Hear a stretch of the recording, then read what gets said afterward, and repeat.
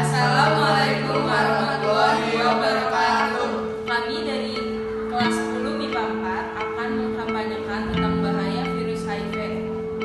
Perkenalkan, nama saya Dimas Ketangku Rizky. Nama saya Gabriela Angelika. Nama saya Fadila Fitri Andriati. Nama saya Adita Farisia.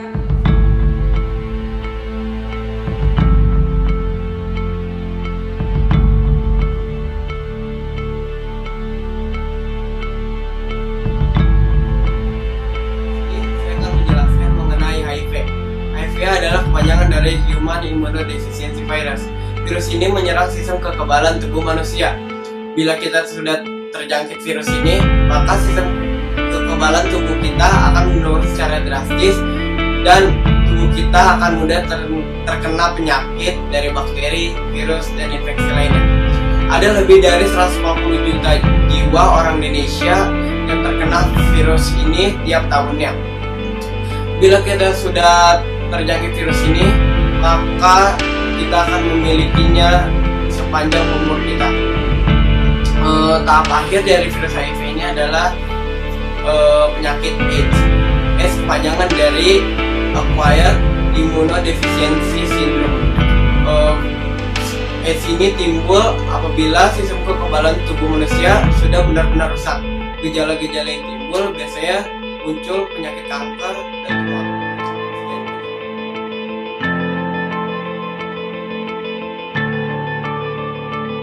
Dari pengertian tadi, kita akan membahas cara penularan HIV atau AIDS. Cara penularan HIV atau AIDS dari si pembawa ke orang lain melalui 3 jenis cairan tubuh, yaitu darah, cairan kelamin yang berupa vagina dan air mani, dan air susu ibu atau ASI.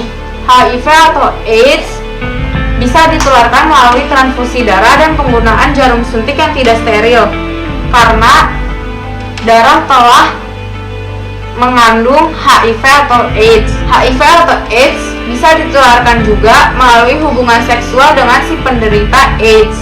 Dan tentunya ibu yang terinfeksi oleh HIV juga dapat menularkan kepada anaknya pada saat di kandungan, pada saat melahirkan, dan juga air susu ibu atau ASI.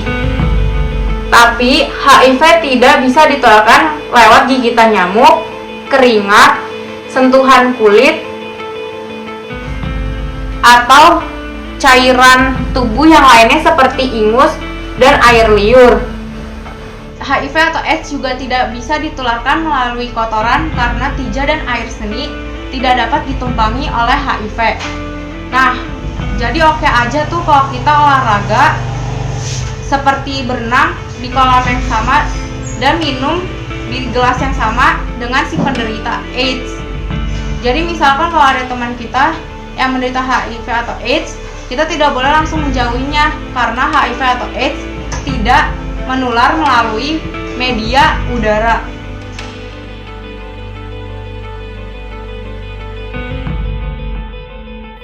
Banyak orang-orang yang tidak menyadari bahwa mereka sudah terkena virus HIV.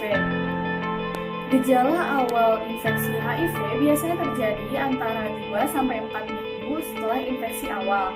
Perkembangbiakan virus terjadi secara cepat dan tidak terkendali pada minggu-minggu awal tertular HIV. Gejala awal HIV biasanya menyerupai gejala flu, yaitu demam, sakit kepala, dan sakit tenggorokan.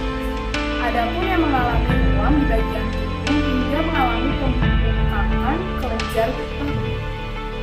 Sampai saat ini belum ada obat untuk membunuh virus HIV dan menyembuhkan penyakit AIDS secara total.